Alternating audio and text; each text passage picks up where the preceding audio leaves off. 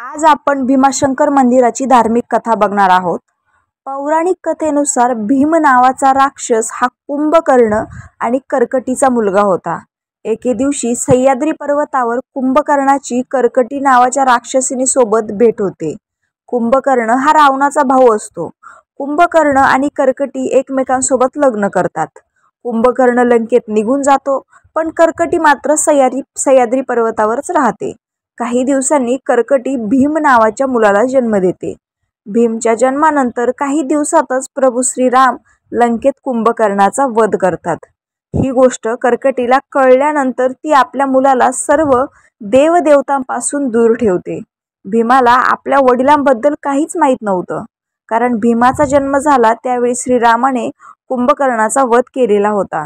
ही गोष्ट कर्कटीने भीमापासून बरेच दिवस लपवून ठेवली होती। मोठे झाल्यावर एके दिवशी भीमाने आपल्या आईला न राहून वडिलांबद्दल विचारले।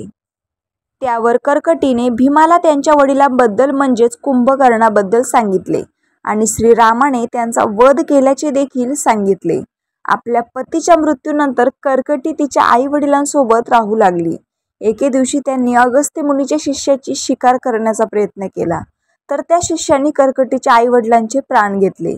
तेव्हापासून कर्कटी आपल्या मुलाला भीमला घेऊन एकटीच राहू लागली। आपल्या वडिलांचे आणि जवळच्या व्यक्तीचे मृत्यूचे कारण कळल्यानंतर भीमाने विष्णू आणि सर्व देवी देवतांचा बदला घेण्याचे ठरवले। त्यानंतर भीमाने 1000 वर्ष ब्रह्माजींची तपश्चर्या केली। ज्यावेळी ब्रह्म भीमाला प्रसन्न झाले त्यावेळी त्याने खूप शक्तिशाली होण्याचे वरदान मागितले।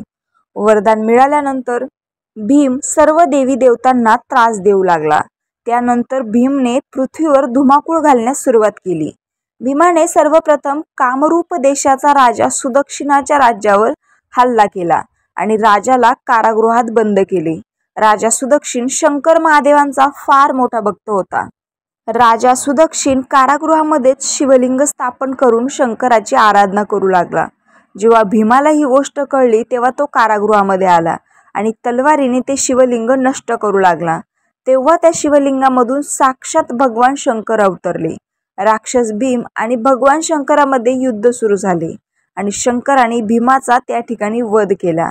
त्यानंतर सर्व देवदेवतांनी भगवान शंकरांना शिवलिंग स्थापन केलेल्या त्या ठिकाणी राहण्याचा आग्रह केला। या ठिकाणी शंकर महादेवांनी भीम नावाच्या राक्षसाचा वध केल्यामुळे या ठिकाणाला भीमाशंकर असे नाव पडले। रामकृष्ण हरी।